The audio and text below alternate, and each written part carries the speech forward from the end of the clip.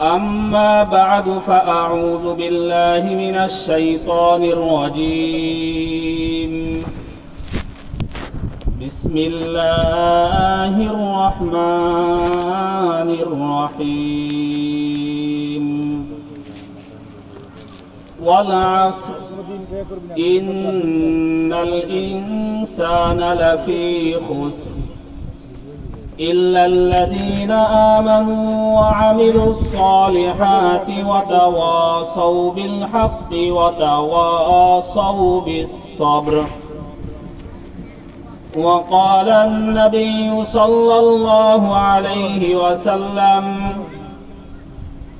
كلكم راع وكلكم مسؤول عن رعيته، أو كما قال عليه الصلاة والسلام. بارك الله لنا ولكم في القرآن العظيم، ونفعنا وإياكم بالآيات والذكر الحكيم. الحمد لله। প্রবাসী ও যুব সমাজের উদ্যোগে চতুর্থ বার্ষিক তাফসীরুল কোরআন মাহফিল রাজন্দি দারাদিয়া মধ্যপাড়া জামে মসজিদ সংলগ্ন ঈদগাহ ময়দান। উক্ত মাহফিলের সম্মানিত সভাপতি ও আমার সামনে উপবিষ্ট দিন প্রিয়, ধর্মপ্রিয়, ইসলাম প্রিয় মুসলিম তাওহীদি জনতা, লোক সংখ্যা যদিও কম, আমি খুতবার মধ্যে সময় নেই। সংক্ষেপে একটা হাদিস বলি যেটা আমার আলোচনার বাহিরে। হযরত আবু হুরায়রা রাদিয়াল্লাহু তাআলা আনহু ইরশাদ করেন, রাসূল সাল্লাল্লাহু আলাইহি ওয়াসাল্লাম বলেছেন, লা ইয়াকউদু কওমুন ইয়াযকুরুনাল্লাহ ইল্লা হাফাতহুমুল মালাইকাতু ওয়া গাশিয়াতহুমুর রাহমাহ ونزلت عليهم السكينة وذكرهم الله في من عنده أو كما قال عليه الصلاة والسلام. আমি যে হাদিসটা তেলাওয়াত করলাম, হাদিসটা আছে মুসলিম শরীফের মধ্যে। হযরত আবু হুরায়রা রাদিয়াল্লাহু তাআলা আনহু এবং আবু সাঈদ খুদরি রাদিয়াল্লাহু তাআলা আনহু এরা দুইজন ইরশাদ করেন, রাসূল সাল্লাল্লাহু আলাইহি ওয়াসাল্লাম বলেছেন, লা ইয়াকউদু কওমুন ইয়াযকুরুনাল্লাহ, দুনিয়ার মধ্যে যেথায় যে একটি জামাত বা যে একটি গোত্র বা কিছু সংখ্যক মানুষ ইয়াযকুরুনাল্লাহ, যারা আল্লাহ পাক রব্বুল আলামিনের জিকির করে, আলোচনা করে, দুনিয়ার মধ্যে যেথায় যারাই একত্রিত হয়ে আল্লাহ পাক রব্বুল আলামিনের আলোচনা করে, হাফাতহুমুল মালাইকা, ফেরেশতারা তাদেরকে বেষ্টন করে নেয়, ফেরেশতারা তাদেরকে বেষ্টন করে নেয়।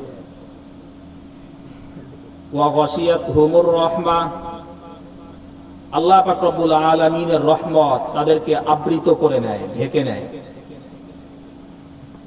ওয়া নাযালাত আলাইহিমুস সাকিনাহ, আল্লাহ পাক রব্বুল আলামিনের পক্ষ থেকে শান্তি, প্রশান্তির রহমত, করুণা তাদের উপরে বর্ষণ হয়। সুবহানাল্লাহ।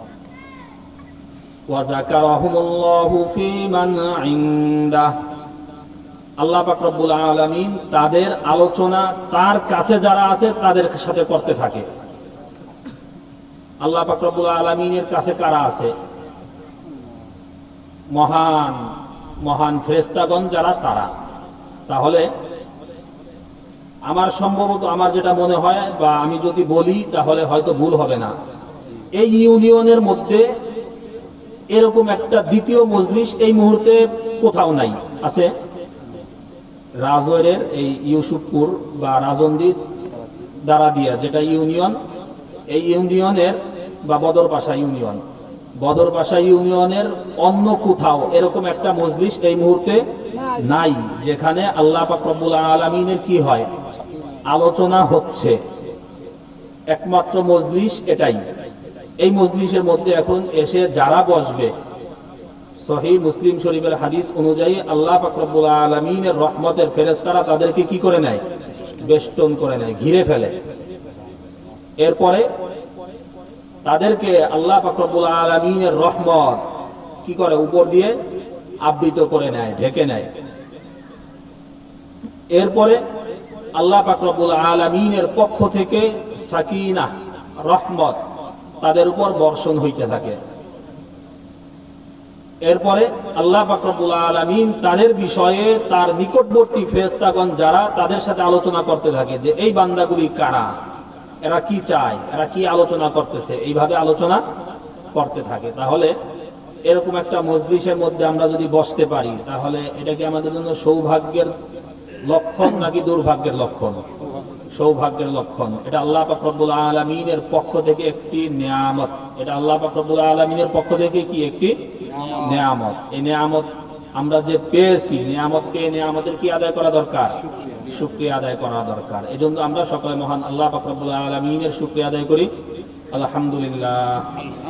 যারা এখনো আসি নাই, তারা এই রহমত এবং মাগফিরাত বিশেষ মজলিসের মধ্যে খুব দ্রুত এসে বসার চেষ্টা করি।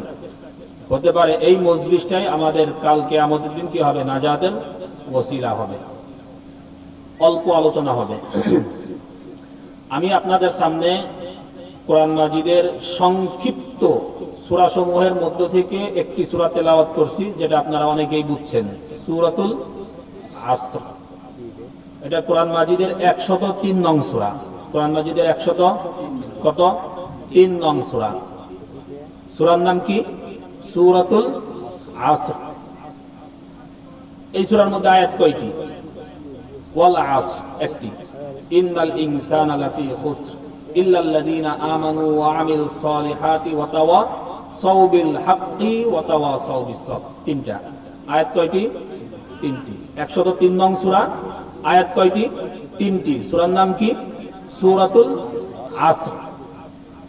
আমি যেগুলি বলি এগুলি বলার চেষ্টা করবেন, হয়তো সুর হবে না, কিন্তু আলোচনাগুলি কি হবে? বুঝার মতন হবে। এই সূরা এর উপরেই আমাকে আজকে আলোচনার বিষয়বস্তু নির্ধারণ করে দেওয়া হয়েছে। এই সূরাটা এমন একটি সূরা,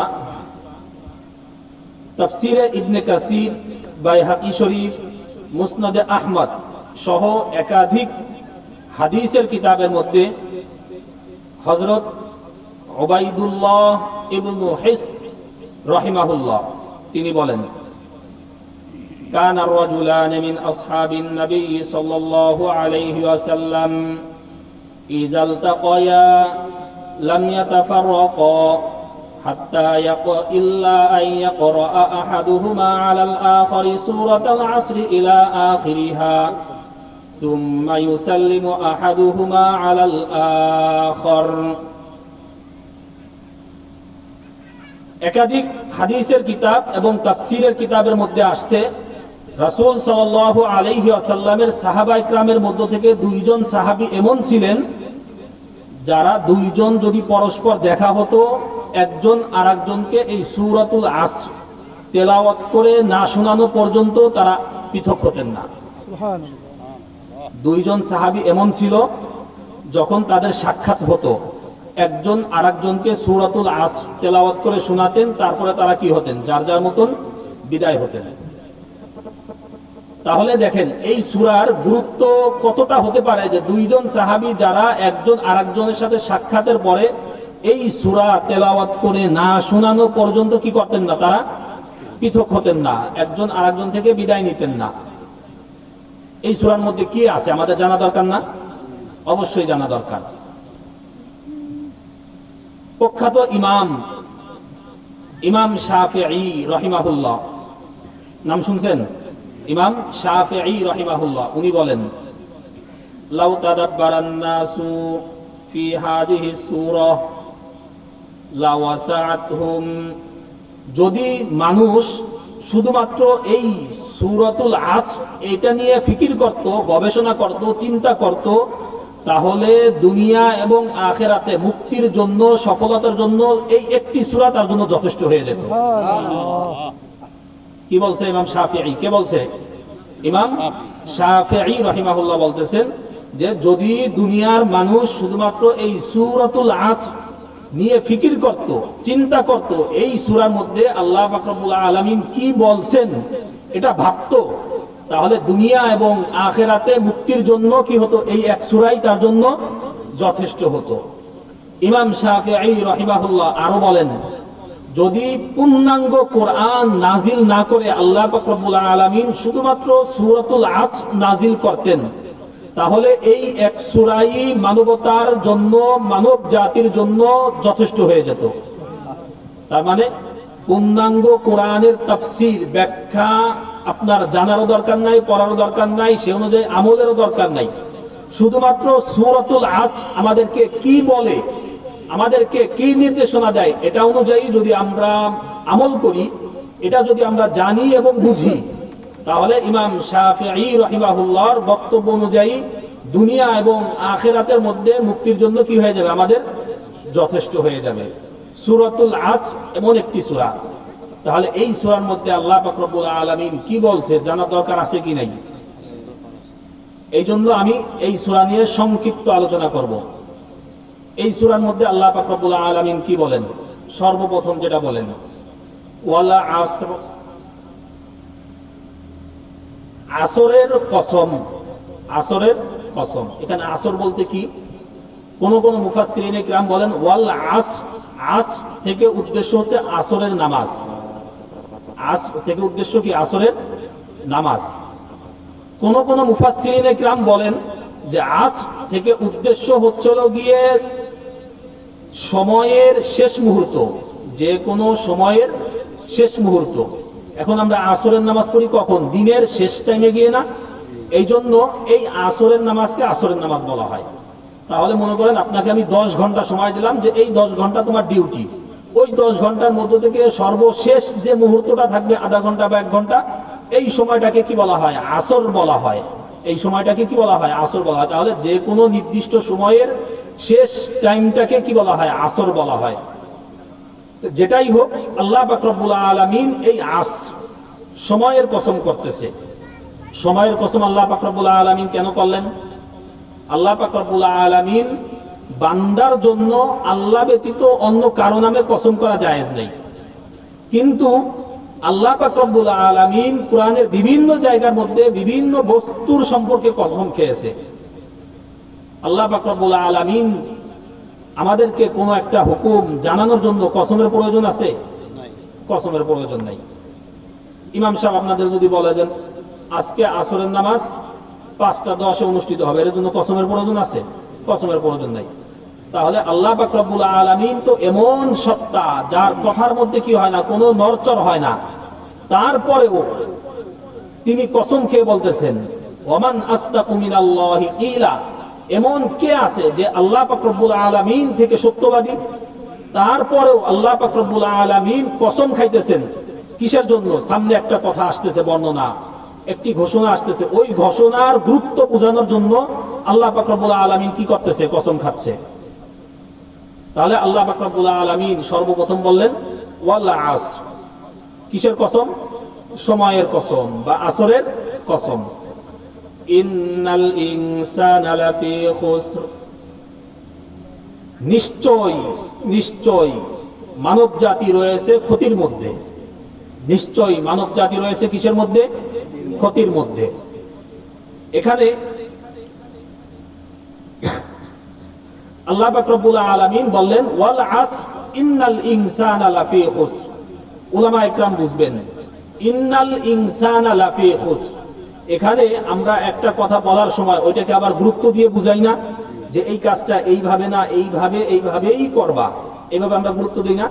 আল্লাহ পাক রব্বুল আলামিন বলতেছেন মানব জাতি ক্ষতির মধ্যে, এই কথাটাকেও গুরুত্ব দিয়ে তাকিদ দিয়ে বলতেছেন। কয়টা তাকিদ দিতেছে দেখেন। প্রথমে কি করলো? কসম খাইলো। একটা কথাকে মানুষ আরেকজনকে বিশ্বাস করানোর জন্য কি খায়? কসম খায়। ভাই আপনার টাকাটা আমি আগামী মাসের 1 তারিখে দিয়ে দেবো, আল্লাহর কসম। আমি কি করলাম? আগামী মাসের 1 তারিখে যে দিব এটা সত্য, এটা কি করলাম? আমি কসম খেয়ে আরো মজবুত করলাম।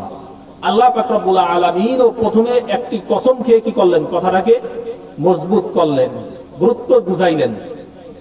ইন্না, এখানে দ্বিতীয় নম্বর আরেকটি শব্দ, এই শব্দটিও ব্যাকরণের ভাষার মধ্যে তাকিদের জন্য, গুরুত্ব বোঝানোর জন্য ব্যবহার হয়। তাহলে কয়টি গেল?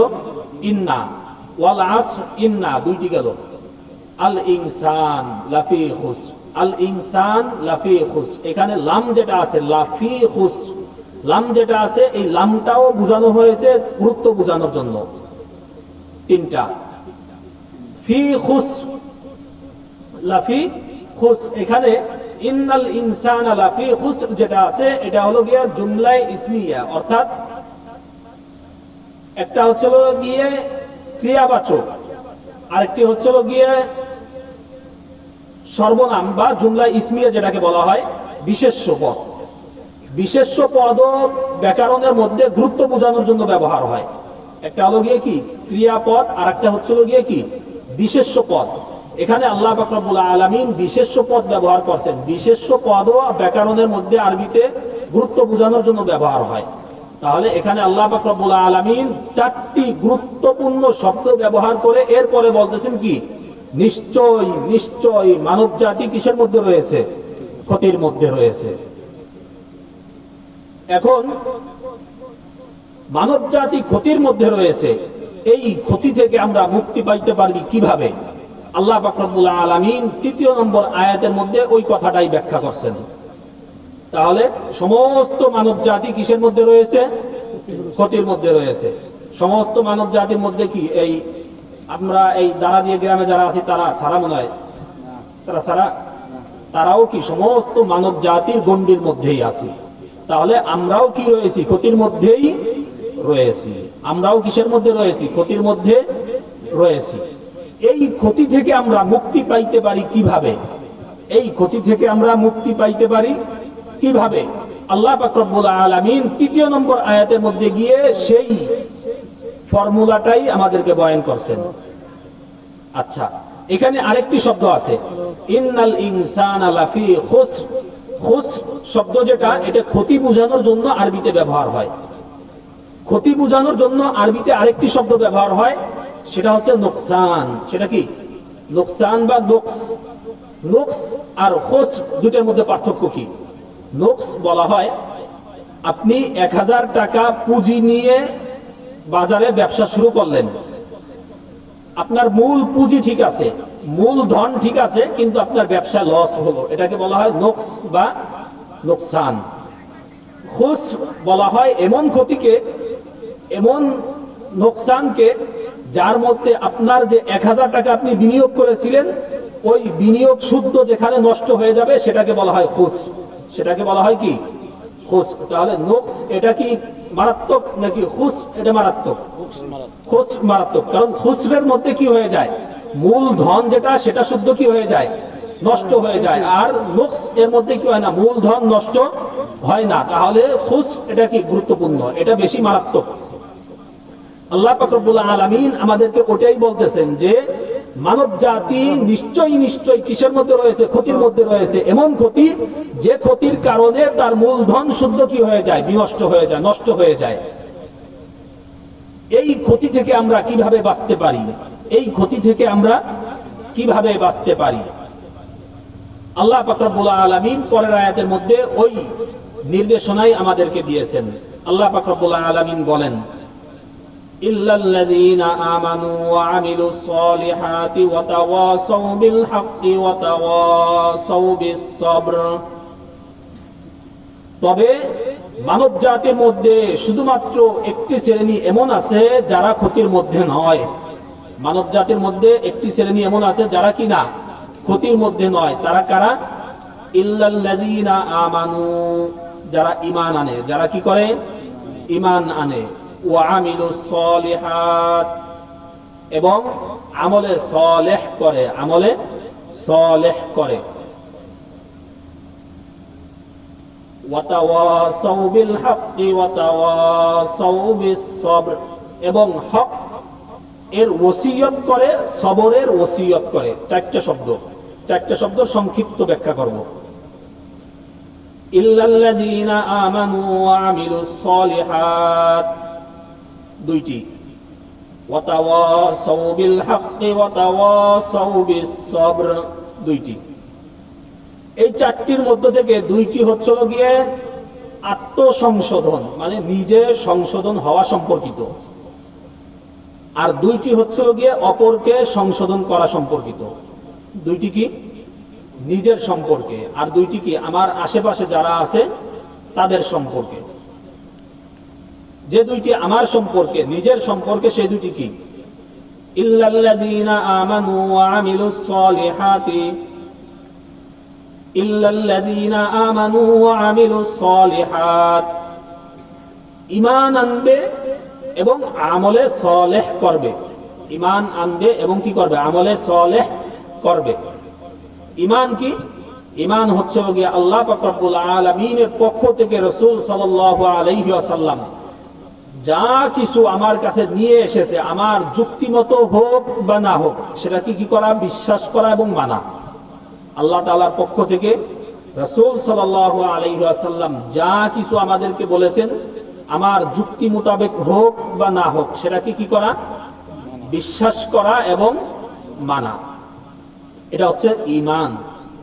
আমলে সালেহ কি? আমলে সালেহ হচ্ছে গিয়ে মা আতাকুমুর রাসূলু ফাখুযুহু ওয়া মা নাহাকুম আনহু ফান্তাহু। আমলে সালেহ হচ্ছে একটি কাজ বা দুইটি কাজ, সেটা হলো গিয়ে আল্লাহ পাক রব্বুল আলামিনের পক্ষ থেকে রাসূল সাল্লাল্লাহু আলাইহি ওয়াসাল্লাম যা কিছু নির্দেশ করেছেন সেগুলোকে মানা। ওয়া মা নাহাকুম আনহু ফান্তাহু, যা থেকে নিষেধ করেছেন সেগুলো থেকে বিরত থাকা। যা কিছু হুকুম করেছেন সেগুলোকে মানা, যার থেকে নিষেধ করেছেন সেগুলো থেকে বিরত থাকা। তাহলে দুইটা একসাথে, মানা এবং বিরত থাকা, এটার নাম হচ্ছে গিয়ে কি? আমলে সালেহ। আমলে সালেহ। আমলে সালেহ এর ব্যাখ্যার মধ্যে কোন কোন মুফাসসিরিনে কিরাম বলেন আমলে নামাজ পড়া।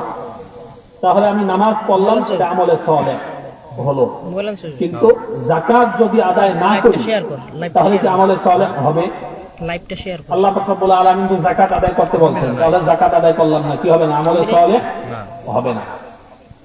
আমি নামাজ পড়লাম ঠিকই, কিন্তু আমার উপরে, আমার সাবালেগা মেয়ের উপরে পর্দা ফরজ, আমার স্ত্রীর উপরে পর্দা ফরজ, তাদেরকে আমি পর্দা করাইলাম না, আমলে সালেহ হবে? হবে না। আমি নামাজ পড়লাম ঠিকই, আবার আগে বের হয়ে আসলাম, তাহলে এদিকে আধা ঘন্টা ওইদিকে আধা ঘন্টা আমি কি করলাম? আমার মালিকের আমি খেয়ানত করলাম। মালিকের আমি কি করলাম?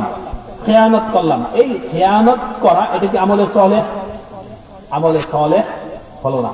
তাহলে আমলে সালেহ যেমনি ভাবে নামাজ পড়া, যেমনি ভাবে কোরআন তেলাওয়াত করা, যেমনি ভাবে যাকাত আদায় করা, তেমনি ভাবে পর্দা করা, এটাও কি আমলে সালেহ। তেমনি ভাবে আমার মালিক, আমার যে বস রয়েছে, তার অফিসে যথাযথভাবে সময় মতন যাওয়া, এটাও কি আমলে সালেহ। তার খেয়ানত না করা, এটাও কি আমলে সালেহ। তাহলে এইভাবে আমলে সালেহ গুলো কি করতে হবে? আমাদেরকে দেখে দেখে করতে হবে। এরপর আল্লাহ পাক রব্বুল আলামিন বলতেছেন ওয়া তাওয়াসাউ বিল হাক্কি ওয়া তাওয়াসাউ বিস সবর, তারা হক এর ওসিয়ত করে এবং সবরের ওসিয়ত করে। ওসিয়ত কাকে বলা হয়? ওসিয়ত বলা হয় কোন একটি কাজকে করার জন্য বিশেষভাবে গুরুত্ব দিয়ে বলা, কোন একটি কাজকে বলার জন্য বিশেষভাবে গুরুত্ব দিয়ে বলা এবং ওই কাজ করার জন্য উদ্বুদ্ধ করা, এটাকে কি বলা হয়? ওসিয়ত। এখন এই ওসিয়ত, ওয়া তাওয়াসাউ বিল হাক্কি, তাওয়াসাউ এটা ওসিয়ত থেকে আসছে। তাহলে ওসিয়ত করা কিসের? হকের। হক এর ওসিয়ত করা এবং সবরের ওসিয়ত করা। হক বলতে কি বোঝানো হয়েছে এখানে? কোন কোন মুফাসসিরিনে কিরাম বলেন হক হচ্ছে গিয়ে ঈমান এবং আমলে সালেহ। ঈমান এবং আমলে সালেহ এই দুইটার সমষ্টি হচ্ছে হক। ঈমান এবং আমলে সালেহ এই দুইটার সমষ্টি হচ্ছে গিয়ে কি? হক। তাহলে আমি নিজে যেভাবে কি করলাম, ঈমান আনলাম, আমলে সালেহ করলাম, অপরকেও কি করতে হবে সেভাবে করার জন্য ওসিয়ত করতে হবে, উদ্বুদ্ধ করতে হবে, উৎসাহ দিতে হবে। ঠিক আছে? তাহলে শুধুমাত্র নিজে নামাজ পড়লে হবে নাকি ঘরেও বলতে হবে? ঘরেও বলতে হবে। তাহলে ঘরেও বলতে হবে কেন? এখানে দেখেন আল্লাহ পাক রব্বুল আলামিন কিভাবে বলছেন, ইল্লাল্লাযীনা আমানু ওয়া আমিলুস সালিহাত ওয়া তাওয়াসাউ বিল হাক্কি ওয়া তাওয়াসাউ বিস সাবর। পেজে আরবিতে এবং বোঝানোর জন্য একটি শব্দ আছে, সেটা হচ্ছে ওয়াও। আমি যদি বলি যে আমি এখন বয়ান শেষ করে বাজারে যাব, এই হুজুর, আমি এবং এই চাচা, তাহলে কি বুঝাইলো? যে আমরা তিনজন যাব নাকি তিনজন থেকে একজন বাদ? আমরা তিনজনই যাব, এরকম বুঝাইলো না? এবং মানে কি, যতজন সম্পর্কে এবং ব্যবহার করা হবে তারা সকলেই তার মধ্যে কি আছে। এই জায়গায় আল্লাহ পাক রব্বুল আলামিন ওয়াও শব্দটাকে ব্যবহার করছেন, অর্থাৎ এবং মানে যে ব্যক্তি ঈমান আনে এবং কি করে, আমলে সালেহ করে এবং কি করে, হক এর ওসিয়ত করে এবং সবরের ওসিয়ত করে। তাহলে শুধুমাত্র নিজে নামাজ পড়লে, নিজে ঈমান আনলে কি করা যাবে? ঈমান এবং আমলে সালেহ এর হুকুম বিসসবর, এবং কি করতে হবে? সবর এর ওসিয়ত করতে হবে। সবরের কি করতে হবে? ওসিয়ত করতে হবে। সবর কাকে বলা হয়? সবর হচ্ছিল গিয়ে আল্লাহ পাক রব্বুল আলামিনের নাফরমানি থেকে নিজেকে বিরত রাখা। আল্লাহ পাক রব্বুল আলামিনের নাফরমানি থেকে কি করা? নিজেকে বিরত রাখা। এবং আল্লাহ পাক রব্বুল আলামিন যে হুকুম করেছেন কষ্ট হলেও সেটা করা, এটা কি বলা হয়? কি সবর। এই সবরের কি করা? পরস্পর একে অপরকে ওসিয়ত করা। তাহলে এর থেকে আমরা কি পাইলাম? এখানে আমরা এটা পাই যে যেমনি ভাবে নিজে ঈমান আনবো, আমলে সালেহ করব, তেমনি ভাবে অপরকেও কি করতে হবে? ঈমান এবং আমলে সালেহ এর জন্য কি করতে হবে? উদ্বুদ্ধ করতে হবে, তাকিদ দিতে হবে, ওসিয়ত করতে হবে। আর কি করতে হবে? সবরের ওসিয়ত করতে হবে, সবরের ওসিয়ত করতে হবে। এখন আমি যদি হাত তুলতে বলি তাহলে হয়তো আমি নিজেও লজ্জা পাবো বা অনেকে লজ্জা পাবেন না। যে এখন পর্যন্ত এমন কে কে আছেন যে নিজের সন্তানদেরকে একসাথে বসাইয়া ওসিয়ত করছেন, বাবা দুনিয়ায় যা কিছু করো বা না করো, নামাজ 5 ওয়াক্ত ঠিক মতন পড়িও। নিজের মেয়েদেরকে একত্রিত করে বসিয়ে আমরা বলেছি যে মা যা কিছু করো, খেয়ে থাকো বা না খেয়ে থাকো, পর্দা কখনো পর্দার লঙ্ঘন করিও না। এরকম আমরা কি আছি? তাহলে এরকম আমরা যদি না হই, তাহলে এই আয়াতের প্রথম অংশের মধ্যে তো আমরা আছি, কিন্তু দ্বিতীয় অংশ আমাদের মধ্যে নাই। দ্বিতীয় অংশ না থাকার কারণে আমরা কি করে গেলাম? ক্ষতির মধ্যে পড়ে গেলাম। ইন্নাল ইনসানা লাফি খুসর, দ্বিতীয় অংশের আমল আমাদের মধ্যে না থাকার কারণে আমরা কি ক্ষতির মধ্যে রয়ে গেলাম। এই জন্য কি করতে হবে? নিজে ঈমান আনতে হবে, আমলে সালেহ করতে হবে। সাথে সাথে কি করতে হবে?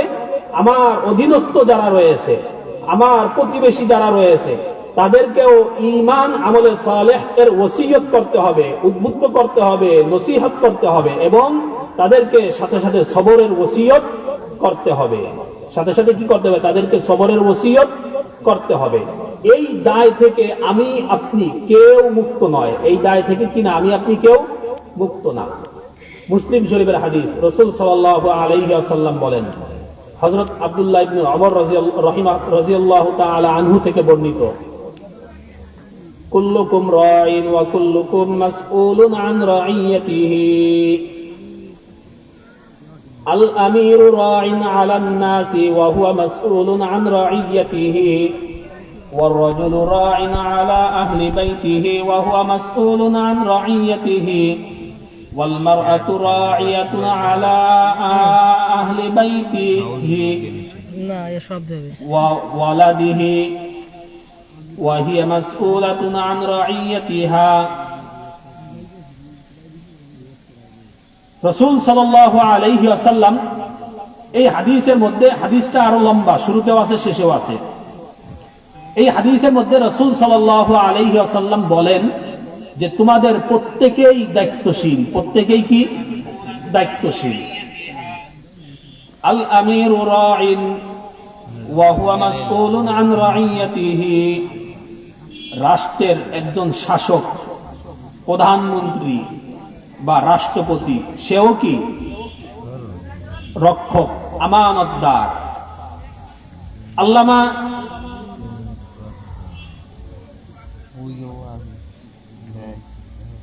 ইমাম নববী রাহিমাহুল্লাহ বলেন, আর রাঈ ওয়া হুয়াল মুহাফিজু ওয়াল মুক্তামান, রাঈকে, যে হচ্ছিল গিয়ে রক্ষক এবং আমানতদার।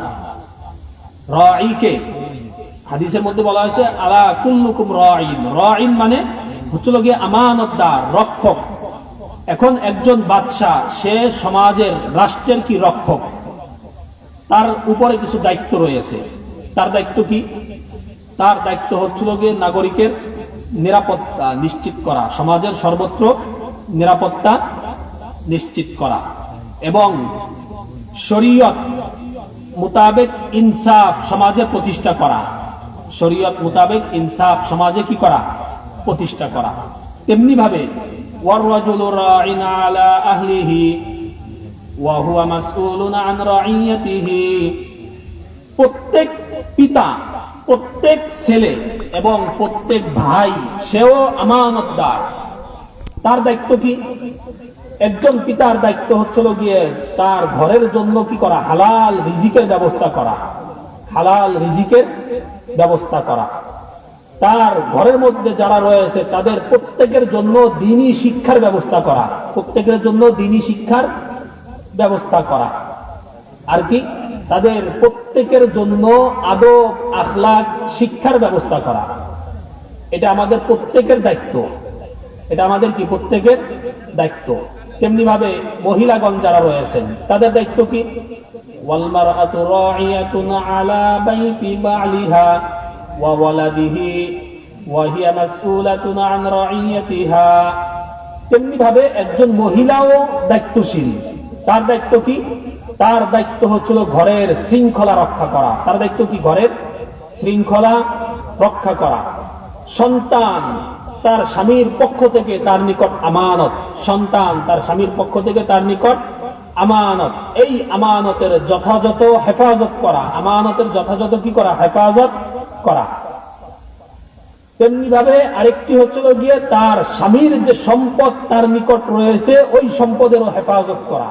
তাহলে মহিলাদের মূল দায়িত্ব কয়টি? তিনটি।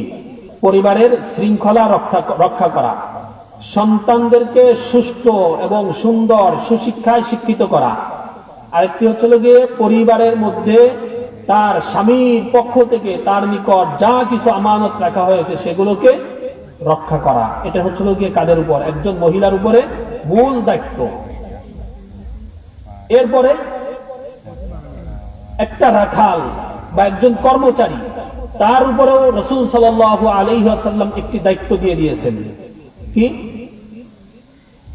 রাঈনা আলা মালি সাইয়্যিদিহি ওয়া হুয়া মাসউলুন আন রাইয়াতিহি, যে গোলাম, একজন কর্মচারী, সেও দায়িত্বশীল, আমানতদার।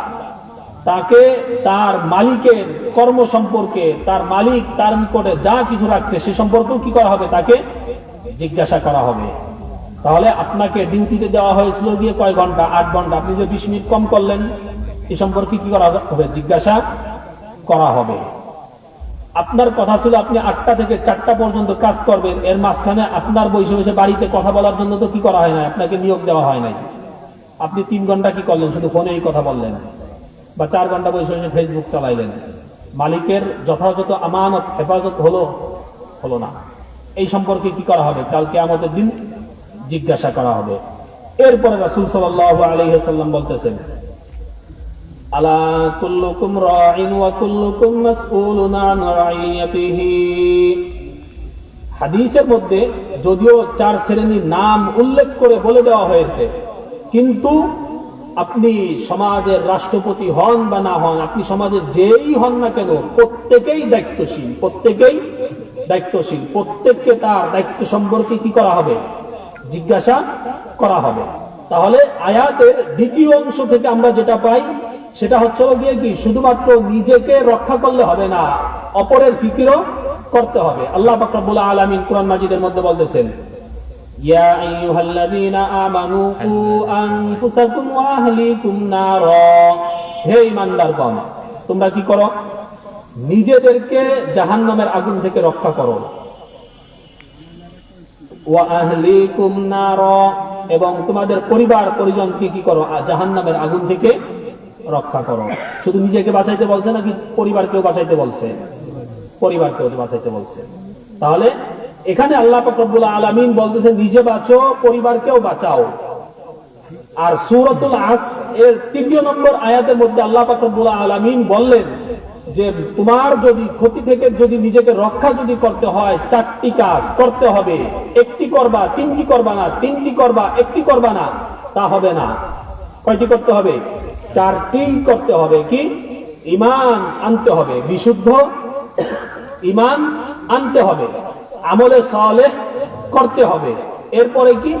পরিবার পরিজন সমাজের যারা রয়েছে তাদেরকে এই ঈমান এবং আমলে সালেহ এর জন্য ওসিয়ত করতে হবে, উদ্বুদ্ধ করতে হবে।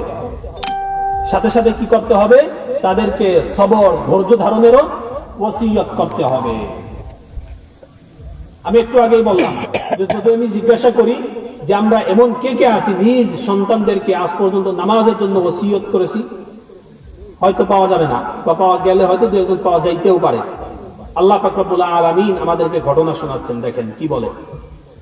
সূরা লুকমানের মধ্যে আল্লাহ পাক রব্বুল আলামিন বলেন, ওয়াসাইনাল ইনসানা বিওয়ালিদাইহি ইহসানা। এরপর আল্লাহ পাক রব্বুল আলামিন আরেক জায়গার মধ্যে বলেন যে হযরত লুকমান হাকিম তিনি তার ছেলেকে বলতেছেন, ইয়া বুনাইয়া লা তুশরিক বিল্লাহ ইন্নাশ শিরকা লাযুলমুন আযীম। তাহলে আল্লাহ পাক রব্বুল আলামিন আমাদেরকে শোনাচ্ছেন, দেখাচ্ছেন যে দেখো কি করতে হবে, তোমার ছেলেকে ওসিয়ত করতে হবে। ইয়া বুনাইয়া লা তুশরিক বিল্লাহ ইন্নাশ শিরকা লাযুলমুন আযীম। হে ছেলে, হে বৎস, হে আমার সন্তান, আল্লাহ পাক রব্বুল আলামিনের সাথে কাউকে কি করিও না, শরীক করিও না। আল্লাহ পাক রব্বুল আলামিনের সাথে কাউকে কি করিও না, শরীক করিও না। কে বলতেছে এটা? আল্লাহ পাক রব্বুল আলামিন আমাদেরকে শোনাচ্ছে। আল্লাহ পাক রব্বুল আলামিন বলেন না এটা। হযরত লুকমান হাকিমের ঘটনা আল্লাহ পাক রব্বুল আলামিনের এত পছন্দ হয়েছে যে আমাদেরকে এই ঘটনাটা শোনাই দিলেন। এটা কি আল্লাহ পাক রব্বুল আলামিন আগে বলছেন নাকি আগে লুকমান হাকিম তার ছেলেকে ওসিয়ত করছে? লুকমান হাকিম আগে তার ছেলেকে ওসিয়ত করছে কি, ইয়া বুনাইয়া লা তুশরিক বিল্লাহ, হে ছেলে, হে বৎস, আল্লাহ পাক রব্বুল আলামিনের সাথে কাউকে কি করিও না, শরীক করিও না। এরপর আবার বলতেছে, ওয়াসাইনাল ইনসানা বিওয়ালিদাইহি ইহসানা। কি বলছে? তিনি তার সন্তানদেরকে ওসিয়ত করতেছে পিতামাতার সাথে কি করো, সদাচরণ করো। পিতামাতার সাথে কি করো, সদাচরণ করো। লুকমান হাকিম এই ওসিয়ত তার ছেলেদেরকে করছেন। এরপরে আল্লাহ পাক রব্বুল আলামিনের কাছে বিষয়টা এত পছন্দ হয়েছে যে তার গোটা মাখলুকের জন্য, উম্মতে মুহাম্মাদের জন্য একটি নিদর্শন হিসেবে সেটা কি করে দিলেন, কোরআনের মধ্যে লিপিবদ্ধ করে দিলেন। তাহলে এই সিফাতটা কি আমরা চাইলে অর্জন করতে পারি না? অবশ্যই পারি, কিন্তু আমরা করি না। এই জন্য কি করতে হবে? নিজে ঈমান আনতে হবে, আমলে সালেহ করতে হবে।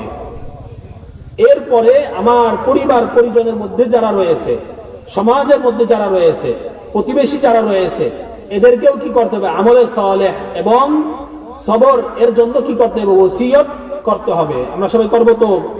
ঘরের মধ্যে গিয়ে এই ওয়াজ অবশ্যই করতে হবে। রাসূল সাল্লাল্লাহু আলাইহি ওয়াসাল্লাম একটা হাদিস মুসলিম শরীফের মধ্যে বলেন, আরবাউন ইযা কুন্না ফীকা ফালা আলাইকা মা ফাতাকা মিনাদ দুনিয়া হিফযু আমানাতিন ওয়া সিদকু হাদীসিন ওয়া হুসনু খলিকাতিন ওয়া ইফফাতুন ফি তু'মাতিন। 4টি জিনিস যে ব্যক্তির মধ্যে থাকবে, সে ব্যক্তি যদি দুনিয়ার কোনো কিছুও না পায় তারপরেও তার কোনো ক্ষতি নাই, লস নাই। কয়টি জিনিস? 4টি জিনিস যার মধ্যে থাকবে, দুনিয়ার কিছু না পাইলেও তার কি নাই, কোনো লস নেই। চারটি জিনিস কি বলবো নাকি শেষ করে দিব? চারটি জিনিস যার মধ্যে থাকবে দুনিয়ার কিছু না পাইলেও তার কি নাই, কোনো আফসোস থাকবে না কাল কিয়ামতের দিন। কি কি? এক নম্বর, হিফজু আমানাতিন, আমানতের হেফাজত করা। আমানতের কি করা? হেফাজত করা, আমানতের রক্ষা করা, আমানত রক্ষা করা। আমি ওই আমলে সালেহ এর মধ্যে বলছি আমানত কি। আমলে সালেহ এর মধ্যে বলছি না আমানত কি জিনিস? আমার মালিকের পক্ষ থেকে আমাকে যে দায়িত্ব দেওয়া হয়েছে সেটা আমার আমানত। আমার মালিকের পক্ষ থেকে যত ঘন্টা ডিউটির জন্য আমাকে বলা হয়েছে সেটা কি আমার নিকট আমানত। এইভাবে যত প্রকারের আমানত আছে সব আমানতের কি করা? হেফাজত করা। রাসূল সাল্লাল্লাহু আলাইহি ওয়াসাল্লাম হাদিস শরীফের মধ্যে বলেন, লা ঈমানা লিমান লা আমানাতা লা। যে ব্যক্তি আমানতের রক্ষা করে না তার ঈমানই নাই। যে ব্যক্তি কি করে না? আমানতের রক্ষা করে না তার কি নাই? ঈমান নাই। এইজন্য কি করতে হবে? আমাদেরকে ক্ষতি থেকে বাঁচাতে হলে আমানতের রক্ষা করতে হবে। আমানত কি করতে হবে? রক্ষা করতে হবে। আমানত কি করতে হবে? রক্ষা করতে হবে। হিফজু আমানাতিন ওয়া সিদকু হাদিসিন, 2 নম্বর, সত্য কথা বলতে হবে। সর্বদা কি করতে হবে? সত্য কথা বলতে হবে। ওয়া সিদকু হাদিসিন, সত্য কথা বলতে হবে। সত্য কথা কি?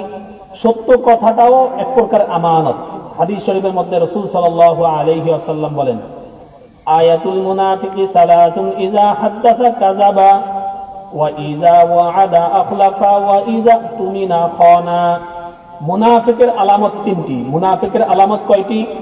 3টি।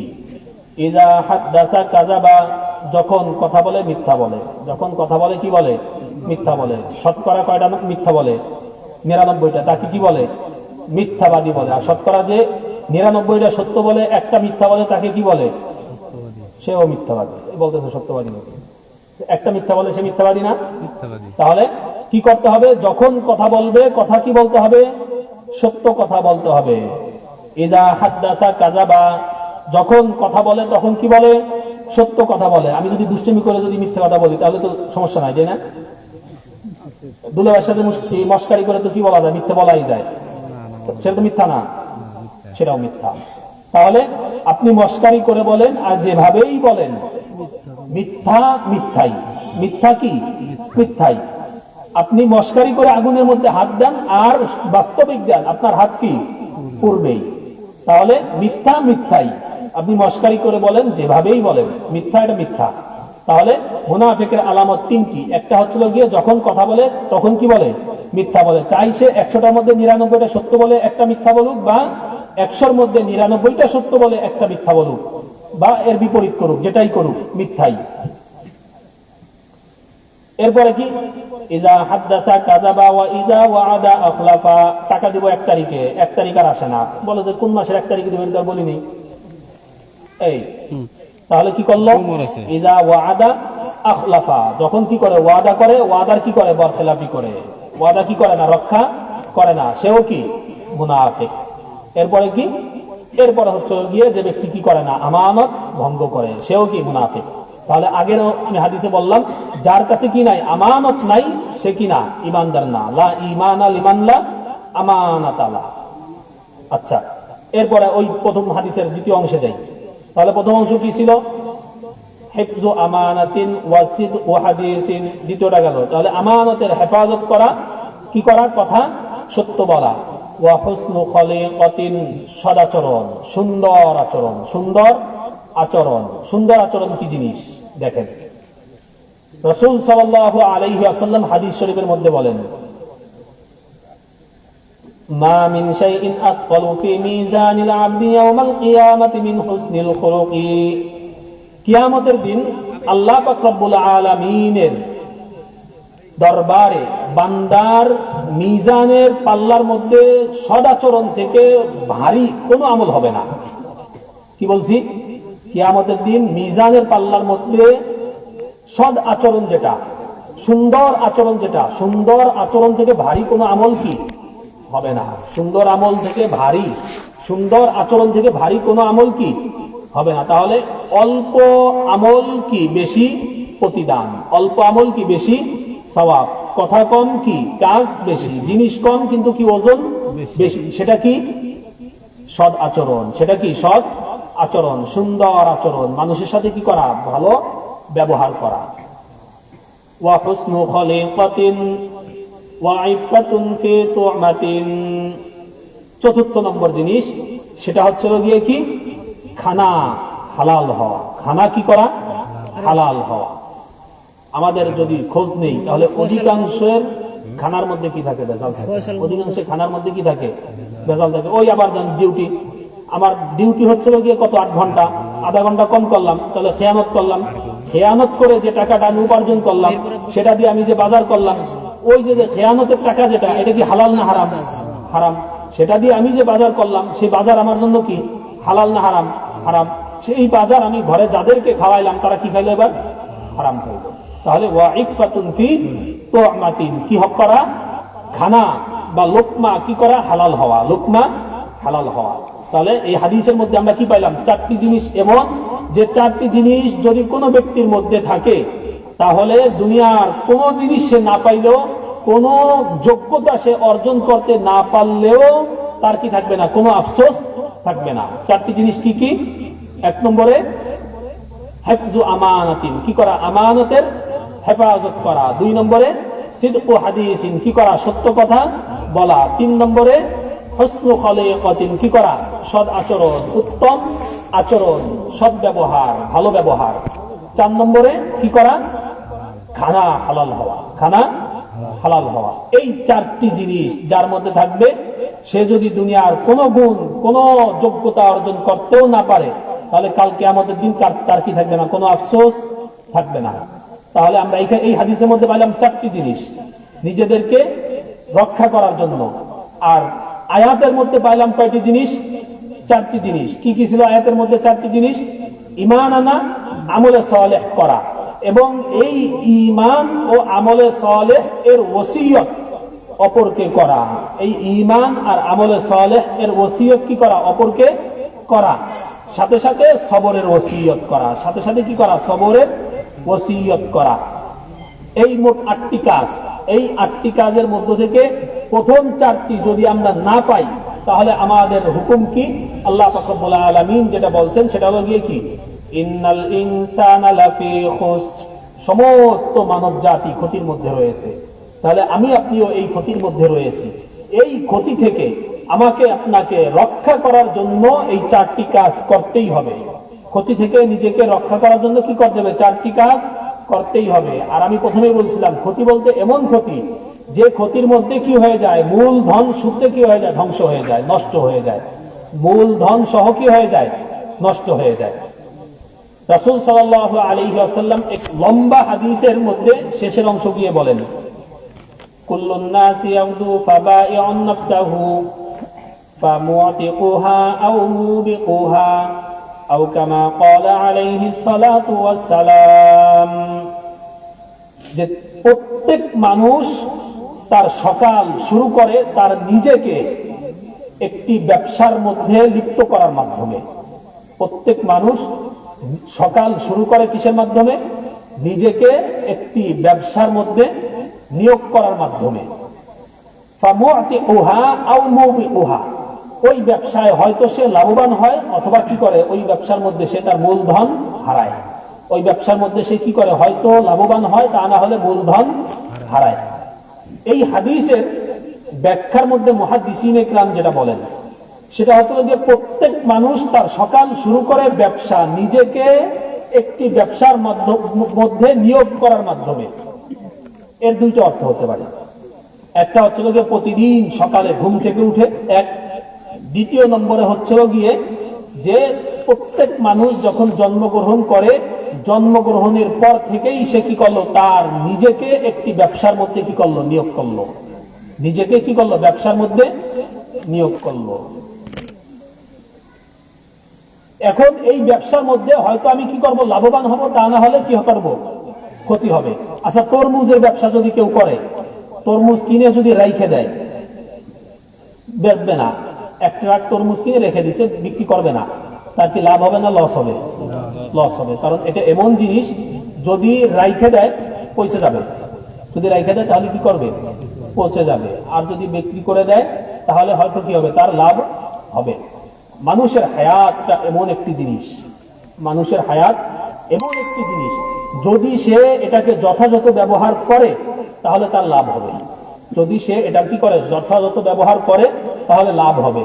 তা না হলে তরমুজের মতন অটোমেটিক কি করবে, পচে যাবে। অটোমেটিক কি করবে, পচে যাবে। আমি আমার হায়াতকে যথাযথভাবে ব্যবহার যদি করি, তাহলে এই হায়াতের মাধ্যমে আমি কি করতে পারবো, ভবিষ্যতে মূল্যবান হয়ে যাব। ভবিষ্যতে কি করব, মূল্যবান হব। আর যদি আমি ব্যবসা না করি, আমার নিজেকে আমি জন্ম নিছি মানে নিজেকে ব্যবসার মধ্যে কি করে দিছি, নিয়োগ করে দিছি। এবার আমি যদি আমার ব্যবসাকে যদি সুন্দরভাবে যদি পরিপাটি করে যদি চালিয়ে যাই, তাহলে লাভ হবে। আর যদি আমি যদি ঘুমিয়ে থাকি, বসে থাকি, তাহলে অটোমেটিক কি হবে, আমার হায়াত লস হইতে থাকবে। মানুষের হায়াত কি, এটা মনে করেন একটা 4 কাপ চা, ঠান্ডা থাকে না গরম থাকে, গরম থাকে। একটা 4 কাপ এখানে আইনে রাখার পরে ওটা যত সময় যাবে তত আস্তে আস্তে গরম হইতে থাকবে, তাই না? তাহলে ঠান্ডা হইতে থাকবে। 4 কাপটা যখন এখানে রাখা হবে চা সহ, সময় যত যাইতে থাকবে ততই কি করতে থাকবে, ওই চাটা ঠান্ডা হইতে থাকবে। গরম হওয়ার কি নাই, কোনো সুযোগ নাই। তেমনি ভাবে মানুষের হায়াত মনে করেন একটা 4 কাপ। আপনি সেটাকে পান করেন বা না করেন, সেটা কিন্তু সময় যখন যাচ্ছে তার ডেট কি হয়ে যাচ্ছে, খতম হয়ে যাচ্ছে, শেষ হয়ে যাচ্ছে। মানুষের হায়াত এমন জিনিস। আমাকে আপনাকে আল্লাহ পাক রব্বুল আলামিন যে হায়াতটা দিল, এই হায়াতের মূল্যায়ন আমি আপনি কতটুকু করছি, এই হায়াতের মূল্যায়ন আমি আপনি কতটুকু করছি।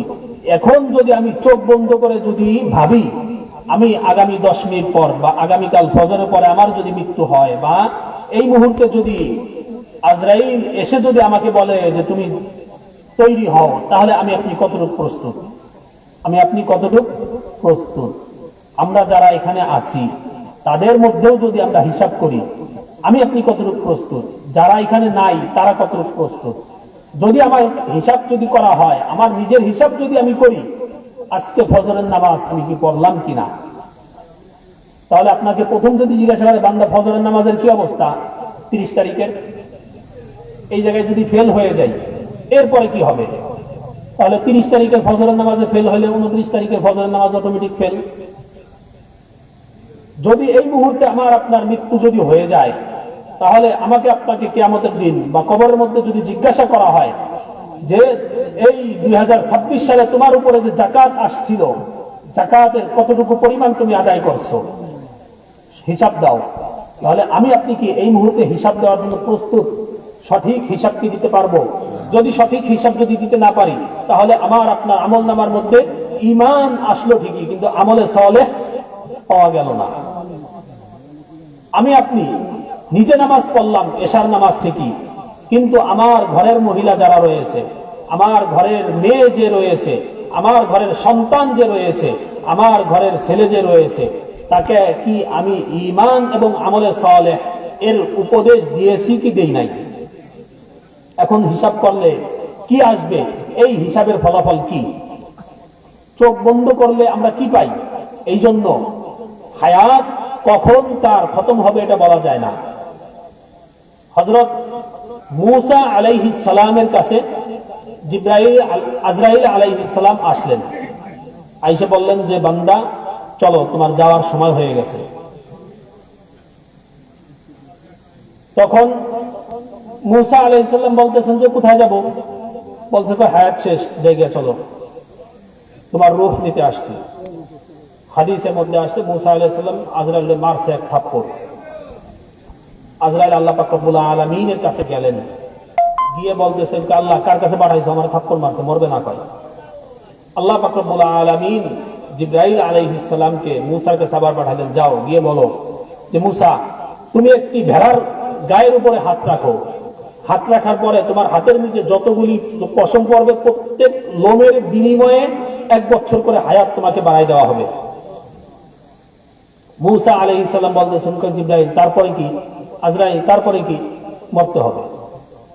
তাহলে আপনি এখন মরবেন না, ঠিক আছে, কিন্তু পরে মরতেই হবে। মূসা আলাইহিস সালাম বলতেছেন তাহলে থাইকে লাভ কি, চলো যাই গা। মূসা আলাইহিস সালামের কি হয়ে গেল? মৃত্যু হয়ে গেল। তাহলে মরতে তো হবেই। এই মরার জন্য আমি আপনি কতটুকু প্রস্তুত? মরার জন্য আমি আপনি কতটুকু প্রস্তুত, এই প্রস্তুত কতটুকু আছি এই হিসাবটা যদি আমি আপনি এখন যদি করি, আগামীকাল সকালে হয়তো পারবো না, আগামীকাল সকালে হয়তো পারবো না। সকালে কে কে পারবেন? গ্যারান্টি আছে, দিতে পারবেন কেউ?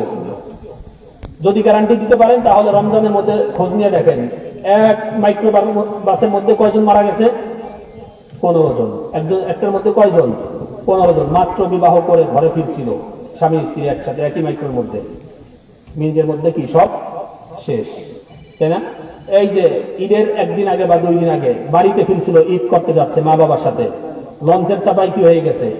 শেষ হয়ে গেছে। তাহলে আমি আপনি যে বাঁচবো সকাল পর্যন্ত এর কোনো গ্যারান্টি আমার আপনার নিকট নাই।